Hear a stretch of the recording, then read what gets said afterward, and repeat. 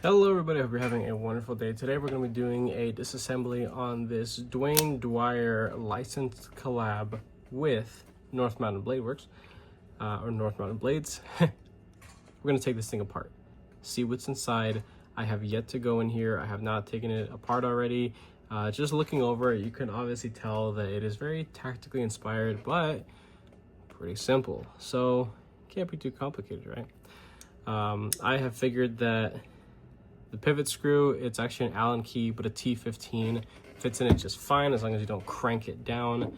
So you're gonna need a T8 and a T15 if you have it. If you have the appropriately sized Allen key, which I do somewhere here in my garage, I just don't give a crap to go find it right now. We're gonna go ahead and start with the pocket clip. We'll just get that out of the way. There's no real reason to take it off, except for just seeing how this thing is broken down all the way. Very nice clean threads, not all gummy or anything. Let's see if this is a tie clip. Yeah, this is bent tie. That is very nice. And the way they do the I don't know if it's laser, could be potentially, but the North Mountain Blades logo on there, I don't really think it's too nice. Maybe if they just took their logo, rotated it, and made it a little bit bigger. I think that the logo really should speak for itself. Like, you don't need to put your whole name. If you know you're a customer or you're buying it, you obviously know what you're spending your money on. So not here to shout to the rest of the world what you have in your pocket. So start taking off some of these body screws here. These are all T8s. Very simple standoff construction. No male and female kind of thing, the way that Strider knives are made, or even DWYER customs are made. This other side does seem to be Loctited, so we're going to go ahead and move to another piece. See if we can get this out. Yeah, we can get this side out. So we'll just focus here on the lock side. Set these out over here. I want to say that they're almost all the same height. Yeah, we'll go and say that. The over travel stop as well. Let's get this thing out of there. Very nice. One of the things that puts a huge smile on my face is having all oversized, or at least larger than T8 construction. Here we're switching to the T15. Thankfully, this company doesn't drown their pivot in Loctite, or use red Loctite like some people out there, because this company either is smart or doesn't really care. So not all companies encourage disassembly and at-home maintenance, but for the companies that put red Loctite on their product, it really pisses me off, because to me that just kind of says we don't trust you as a consumer to deal with our product. But every knife that I've taken apart with red Loctite, it's some of the easiest knives to put back together. It doesn't really take much, and I am no rocket scientist, so wiggle this side off. There we go. Ooh, look at that. Nice large washer. It's on the thick side, not like super thick, but it's definitely better than the stamped out garbage you get with Benchmade. So this is definitely a lot more robust, that's for sure. And go ahead and throw that on a strop and polish it up. Go ahead and clean up the internal side, just like leftover oil. Just as I suspected, the ceramic detent ball is actually press fit into the tie. So for customizers or people that like to do anodizing projects, the ceramic detent ball won't affect your anodizing finish, which is cool. So happy about that. That little guy, to take that out, you know what, I'm gonna leave that in there. Really cool thing that I probably should have mentioned already, but This thing comes with a whole set of hardware. The only thing you're missing is really just an extra clip. Honestly, I think with how thin this clip is, it would have been really neat to include an extra clip, because what they did was they included, now I know these other things do not equal the same amount. Like, hold, just give me a second. I'm gonna go off on a little tangent here real quick.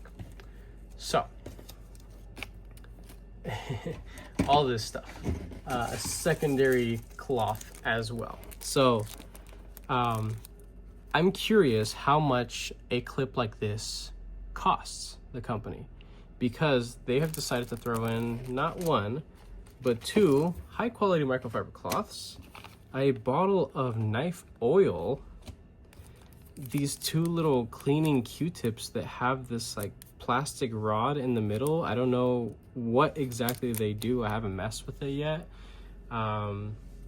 It might just be plastic. I don't know if there's actually a cleaning agent within that plastic. I doubt it. That seems a little too far-fetched. And 2 Band-Aids and a little, this is like 2 feet of standard thickness paracord. All this extra stuff. It would have been really neat, really neat to get an extra pocket clip, because this thing is very, very thin. And while it is designed extremely well and goes into the pocket exceptionally well. And I wear sports slacks for work. They're really thin, pant material. And as big and beefy and robust as this knife is, this thing goes into the pocket like a dream. The retention is nice and healthy, but again, very, very thin. This is a very, very easy piece of metal to bend or ruin, despite everything else being super robust, or at least being made out to be super robust. Let's go ahead and see if we can pop out that over travel stop. Okay, yeah, it's just sitting there. So when I do my disassembly and inspection, I'm just kind of feeling over every single little piece. One thing that I do notice right off the bat is while this has received what I'm assuming is a stone washing finish, right? It's not anodized. But this wasn't tumbled. And if it wasn't not nearly enough, because the cutout right there to where the over travel disc sits in, that is very, very sharp. That point right there, as well as that point, and then that corner right there. Maybe even, yep, that corner right there. So these corners, very, very common spots to have sharp edges. I do enjoy how they do that. They cut that in and they mill this part out. But I really, really would have wanted them to have knocked that down a little bit. It is not something that you're going to interact with ever when you are using this knife appropriately and when it's obviously fully assembled. But when you're paying as much as this cost, the little things matter. And on this channel, the little things do matter. So that's something I do want to point out. I wouldn't consider it to be like a huge negative. It's just something to be aware of, that these corners there and there are very, very crispy, as well as here and there. So just be careful, right? Let's take a look at this blade. Clean this thing off real quick. Oh, there's the other side washer. Nice, nice. There it is. Nice, robust bronze washer. Now, bronze on bronze. I don't, well, you know what? Is that a shield? Is that a plastic? Maybe it isn't. Is that something there? Is it just playing tricks on me? No, nothing's there. Okay. Let me get back on track here. Let's look at how they finished this blade. Now, this to me is very important, as well as for everybody else watching this. But how do they machine and finish the hole? The pivot hole itself, right? It looks very consistent. There's a satin polish to it, so not a full polish. This will break in over time, of course. This knife is obviously running on washers and is very smooth already, but it can get even smoother over time, of course. If you use your stuff, eventually it's going to break in beautifully, right? Taking a look at how they execute the detent tool, that's something that definitely catches me off guard right there. Look how they do that. It's shallow. That is a very, very shallow detent tool. It would have been neat if it was passed through, but I understand why they didn't do it. Or maybe they didn't do it this way just because they didn't want to, but DWYER is stamped right there. So if there was a hole all the way through, it would be like some random little hole right there. Maybe that'd be a little unsightly. I don't know. But I feel like a detent hole that was, I don't know, that kind of strikes me as something that's a little odd. I don't think I've ever seen a detent hole that's flat like that. Like, it's not domed out. It's flat, but it works. I mean, the detent on this is perfect. Freaking perfect. I love it. Studs here. These aren't actually studs. These act as over travel stop, and they absolutely do make contact with the shouldering of the scales. Very easy to take apart. Just simple, threads there. You could see that on I believe all the hardware on this particular unit is DLC coded. As this thing is smashing into the bronze scale here, it's actually transferring over to the stud. So you can see the discoloration right there. It's fine. I understand that that's just the nature of having external stop studs like that. It's just what it is. I'm not going to complain about it. I think it's a little, odd, but again, that's just part of the aesthetic. Let's take a look at the blade a little bit closer here. This is a Sanmai style SLD Magic. I don't know what the outer coating is. All I know is that the edge itself has a natural hamon, has been polished, and it is executed extremely well. The edge on this is so stupid good. It is really, really good. And I am an edge snob. I do consider myself to be, because I want to say 9 out of 10 things that come across my channel here don't really impress me that much anymore, because my skill level has improved, as anybody's would. When you do something a lot, you eventually get better at it, typically, unless you just really, really suck. But this is a wonderful blade shape to sharpen. How they've executed the sharpening troll, the plunge grind, just take a look at how tight that plunge grind is. That is just wonderful, wonderful execution. I love that.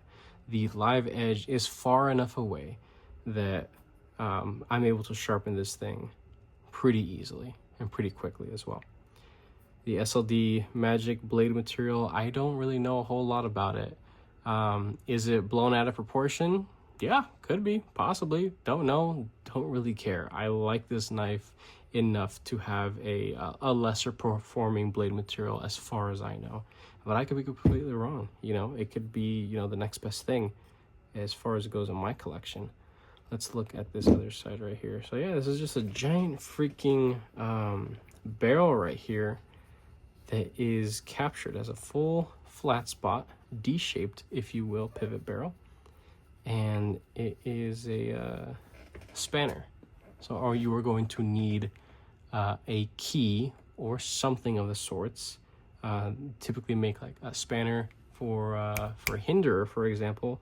And I believe on the production full custom USA stuff from DWYER, and as well as Strider knives. So this chunk of freaking metal right here is just beautiful. That's a really nice looking internal scale. It's like fully crystallized looking. I know it's just tumbled, like stone tumbled bronze, but this looks nice. Like, I wouldn't mind this being on the outside of the knife, actually. And now that we have this thing completely disassembled, we can go ahead and appreciate. Oh, I mean, we haven't gotten these stops off, but you could see it's just obviously another T8 and the stud. Very, very nice. I do like that a lot. The studs don't have flat spots. That would have been a premium thing if the studs had a flat spot to lock in to be able to easily disassemble. That'd be nice. At this price point, I would say I can't expect it, but maybe it's something that this company in the future could implement. I can't see why they wouldn't. So yeah, here is the horizontal textured, I want to say maybe antique bronze brushed kind of look to it. I think it's pretty cool. Okay, so at this point in time, you've seen this thing broken down. I am extremely pleased with what I'm seeing. Again, there are a couple little things here and there that are just really, really fine little touches that would take this thing to the next level, such as, you know, making sure sharp corners like that are knocked down in there. Here as well, having, you know, D-shaped standoffs. That is a premium feature that you see in a lot of US custom knives, which is really nice, but this is obviously not a US custom knife, but I can't see why this company wouldn't implement it. At least in the future, it would be nice if they do. There are threads on this side to flip the clip if you'd like. Very, very simple construction. Very well made. I'll say I don't have anything like really dramatic to talk about. I think this thing is built exceptionally well. Right now, I'm not gonna bore you guys with the rest of it. I'm gonna slap it all together. Things that you're gonna need are obviously proper drivers. Some blue Loctite is appropriate. I'm gonna use a little leather strap just to clean off, you know, these and kind of give them a little factory reset. You can see that there's a lot of crud on it, even though it's a brand new freaking knife, but it is what it is. It's just the nature of washers. If you like washer knives, it's just something you kind of gotta do. And then of course, having a quality pivot lube. I'll definitely be running the heavy on this because I like as much surface tension as possible when running thick bladed knives that run on washers. So yeah, KPL heavy is what I'll be using. So I'm gonna go ahead, throw this thing back together. I've gone ahead and put Loctite on the pivot screw because it's actually very, very loose and easy to undo, as well as on the studs. The studs are receiving a lot of force and impact because they act as stops, of course. But after polishing the washers, just light polishing, that is much, much nicer than how it came. Solid lockup, and it's doing that, and the knife isn't even broken in. Yeah, that's pretty good. That's pretty freaking good. So happy about that. Obviously the blade density helps to get it to come down as smooth as it does. But if you guys are familiar with knives in this sort of build territory, really thick, overbuilt, or robust, whatever, you know, to get that kind of action, it takes a long time. Or if you want to go ahead and speed up the process, you can do a little bit of light polishing of the washers. If I put something like lightweight or ultralight KPL, it would probably drop down a little further, a little faster, but it's all right. The ultra lightweight stuff I noticed dries up and leaks out faster. If it'll find its way onto the lockup surface and cause potential lock stick issues and just kind of just make your experience a little more oily. But I really do enjoy the original or the heavy KPL only because of its lower viscosity. So it's a little bit thicker, a little gummier, and it creates a lot of surface tension, allowing for it to hang on to the surfaces applied. So that is it. Stay tuned for more content showing this guy off, the DWYER Licensed Collab BBNM. If you guys enjoyed this video, go ahead and leave a like down below. If you are subscribed already, thank you so much for all your patience and support, of course. If you are not subscribed, please consider subscribing because I put my videos and content coming you guys this way. That being said, I hope you have a wonderful rest of your day.